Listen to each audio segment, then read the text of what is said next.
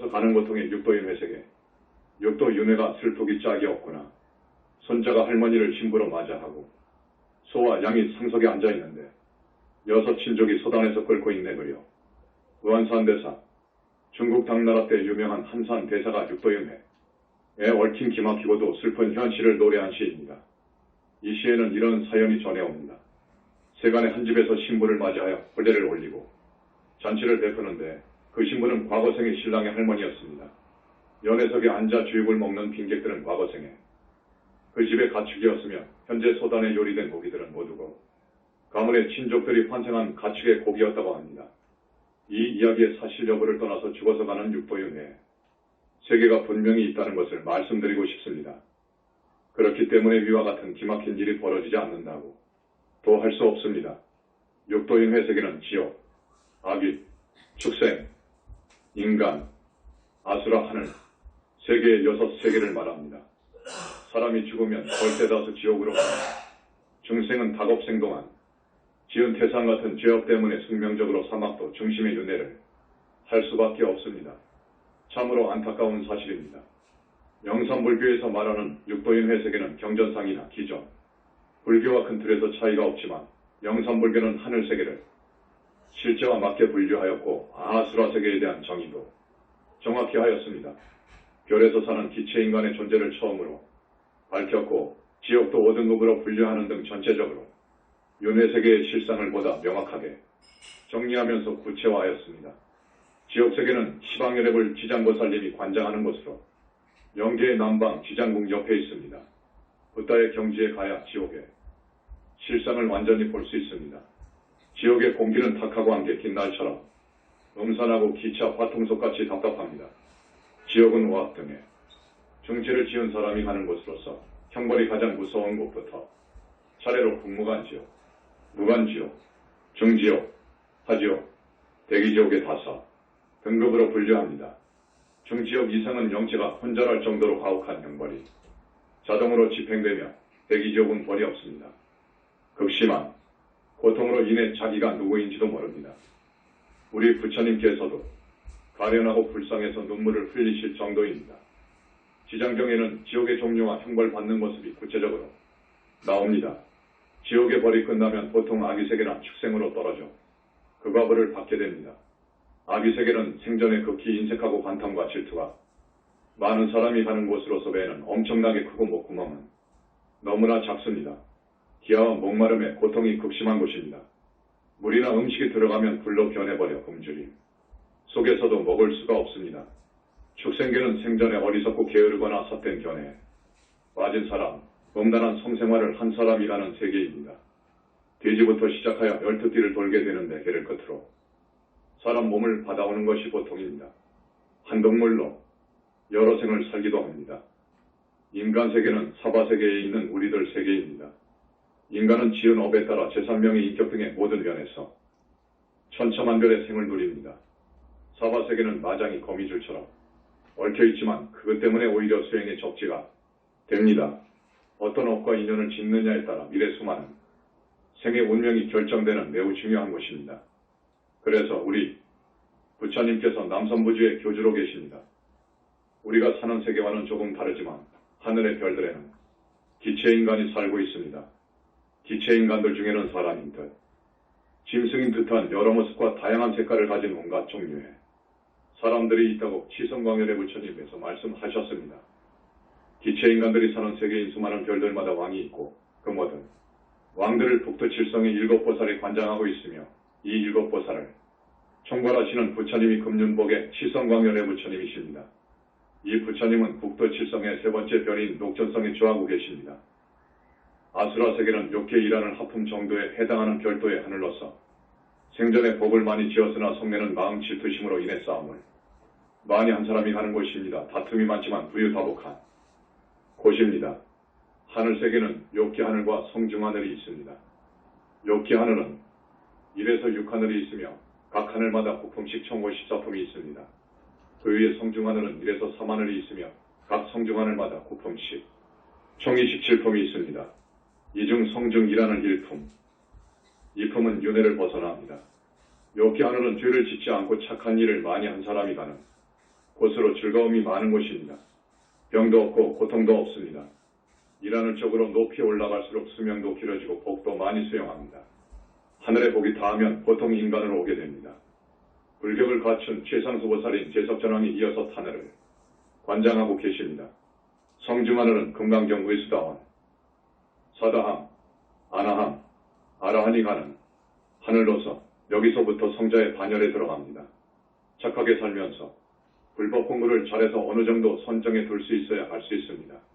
이것은 욕계 육하늘보다 훨씬 맑고 깨끗하고 신선하며 안락하고 묘한 즐거움이 있습니다. 영원한 행복을 누리는 해탈세계. 해탈세계는 우리가 기하할 행복의 세계입니다. 영산불교에서는 기존 불교에서 잘 몰랐던 해탈 성자의 법이하고 처음 정멸세계의 실상을 처음으로 명확히 밝혔습니다. 윤회를 벗어난 성자가 가는 세계를 해탈세계라고 합니다. 아라한 해탈세계, 보살정토세계, 부다의 무아숙 절대계가 있습니다. 그리고 해탈법인은 아라한음으로 대아라한, 전여극락정토보살의 약사정토보살의 불격을 갖춘 최상수보살, 우붓다의 순서가 됩니다.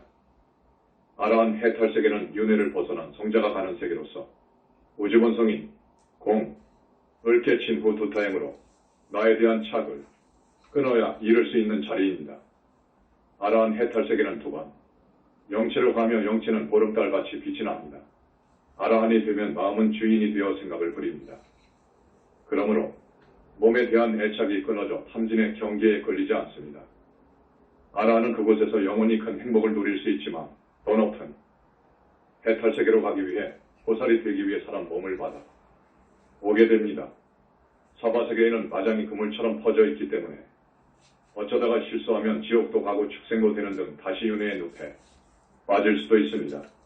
그러다가 큰 스승을 만나거나 부처님이 회상을 만나면 자기가 온 해탈세계로 다시 돌아가게 됩니다. 부처님 회상을 만나 공부 잘하고 선근을 많이 쌓으면 보살이 되어 삼계를 탈출할 수도 있습니다. 보살 정토세계는 보살이 가는 고차원 정멸 세계로서 극락을 누리는 이상적 세계입니다. 대표적인 정토로는 아미타 부처님의 서방 극락세계 27품가 있고 그 위에 약사부처님의 약사정토 27품가 있습니다. 보살은 세상의 모든 현상을 무상, 고, 무아, 공으로 보는 무아법에 통달하여 집착을 완전히 끊고 아상인상, 중생상, 수자상의 사이 없이 중생을 불도로 이끌어들이고 교화합니다. 보살은 윤회를 벗어나는 아라한을 넘고 무르대 아라한도 지나야 할 수 있는 높고 높은 경지입니다. 부다의 지위가 보장되는 자리로서 화엄경 의식지 중 8지 부동지 이상의 보살이 되어야 할 수 있습니다. 보살은 명물을 거치지 않고 부담명로 바로 정토에 가서 자기의 해탈신 아기보살과 결합을 합니다. 보살은 정토에 자기의 분신 아기보살을 갖기 때문에 윤회 세계로 떨어지지 않는 불퇴전의 지위입니다. 정토보살이 되려면 일사중제를 소멸해야 하고 이 네 영체를 완전히 분리해야 하고 원결량과 빙의, 영가를 해결해야 하며 삼정토의 보살 해탈신학의 보살을 만들어야 하고 사 여자의 경우에는 영체의 성을 남자로 전한 변여성이나 해야 하며 또 가까운 친척이 악도에 없도록 천도해야 하는 것이 필수적입니다. 그러므로 부처님의 가피를 입지 않으면 절대로 얻을 수 없는 지위입니다. 보살이 되면 서방 극락세계에 왕생합니다. 극락세계에는 영적 개념으로 남선부지로부터 서방으로 10만억 불국도를 지나서 존재합니다.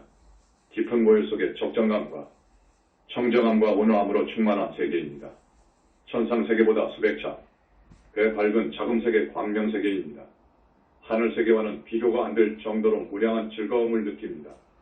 정토는 부처님 빛으로 창조한 땅이라 미묘하고 장엄하며 온통 금빛으로 빛납니다. 미묘한 향기, 싱그러운 공기, 온화한 기후, 감로와 같은 물맛 모두가 시원하고 깔끔합니다. 먼지 하나, 티끌 하나 없는 흙, 모래가 있습니다. 나무나 누각이나 연못은 정토의 광명으로 인해 마치가 실버로 되어 있는 것 같습니다. 보살들은 30 이상을 갖추고 있으며 몸에선 신광이 빛나고 수명이 무량하며 모두 보살의 육신통을 갖추고 있습니다. 옷은 모두가 엷은 아이보리색 하늘하늘 예쁜 천으로 되어 있고 통바지 차림의 윗몸 쪽은 천으로 감겨져 있습니다. 하늘을 날아갈 때 미풍에 팔랑이는 모습은 황홀하기 그지없고 일체의 근심 걱정 없이 의식은 마음대로 이루어지며 극락을 누립니다. 정토에 아기보살이 탄생하면 극락세계에 꽃 우담발라화가 피고 정토에서는 큰 잔치가 벌어집니다. 아미타 부처님께서는 새로 탄생한 아기보살 영체의 머리에 화환을 씌워주시고 인가패 메달을 목에 걸어주십니다. 정토에도 설법당이 있으며 큰 행사가 있을 때는 모두 화관을 씁니다. 보살은 사람 몸을 받아와도 거의 죄업을 짓지 않지만 혹여 죄업을 짓더라도 정토대기에서 참회를 하게 됩니다. 극락정토 위에 약사정토에는 약사 삼전불림이 계시며 보살들에게 의술을 가르쳐 주십니다. 극락세계 27품을 넘어야 약사정토에 갈 수 있습니다. 약사정토에는 상수보살, 최상수보살, 불격을 갖춘 최상수보살이 있습니다. 우리 불자님들도 저토록 환희로운 정토세계의 내 아기보살을 갖고 매우담발라 피워보겠다는 멋진 꿈을 가지시고 그 꿈을 향해 한 걸음 한 걸음 나아가시길 바랍니다. 부처님 가르침대로 살아가면 희망이 있습니다. 부처님의 가피로 갈 수가 있습니다. 무화속 절대계는 붓다가 되어야 갈 수 있는 무량광 빛의 세계로서 우주법회에서 가장 차원 높고 환희로운 극락중의 극락세계입니다. 빛의 나라 상적광세계이고 연화장세계입니다. 필설로 표현할 수 없는 무량한 환희를 누리는 환희 자체 세계입니다. 대정면의 세계이고 무량광명의 세계이고 초청정 세계입니다. 우리 부처님께서 무량겁전의 우주본체와 완전히 하나가 되시어 최초로 뚫고 들어가신 세계입니다.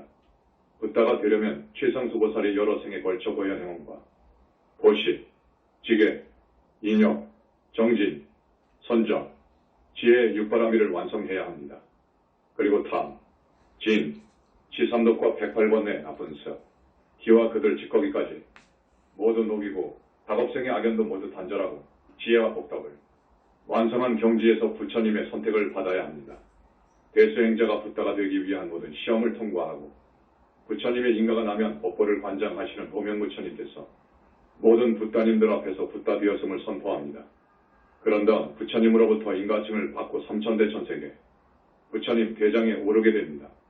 인가증에는 나 삼계의 왕 남선부주 불세전은 삼천대천세계 부처님들 위신력으로 남선부주 해동 현지궁 공공생 공공공을 공공로 인가하노라 라고 하는 인가의 내용과 인가 날짜를 적게 됩니다.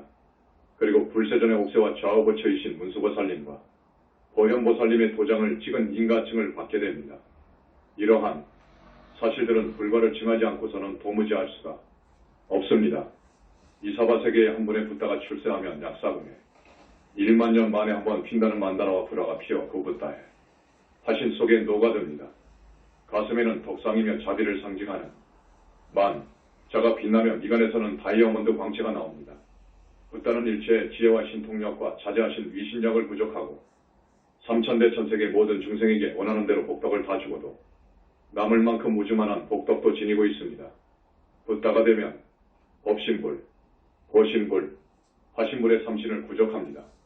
붓다의 4개의 영체는 발광을 넘어 빛덩어리 자체가 되며 번개까지도 흡수해 버릴 정도로 엄청난 위신력을 발휘할 수 있습니다. 1.2, 3.4, 번, 영체가 함께 가는 것은 오로지 붓다뿐입니다. 붓다는 무량광 빛으로 몸이 이루어져 있으므로 영원히 멸도하지 않습니다. 미래제가 다하도록 중생구제에 보살행을 합니다. 우리 모든 불자님들이 궁극적인 목표는 만다라와 피는 부처님 세계, 빛의 나라에 가는 것입니다. 아직은 꿈에서 조차 생각할 수 없지만 그래도 우리는 이 원대한 목표에 걸맞는 인생 설계를 하고 하나하나 착실히 실천해 나가야 하겠습니다. 그 중에서 가장 중요한 것은 부처님 정목교단에 귀의하여 칭명연부를 하면서 부처님과 깊은 인연을 맺는 것입니다.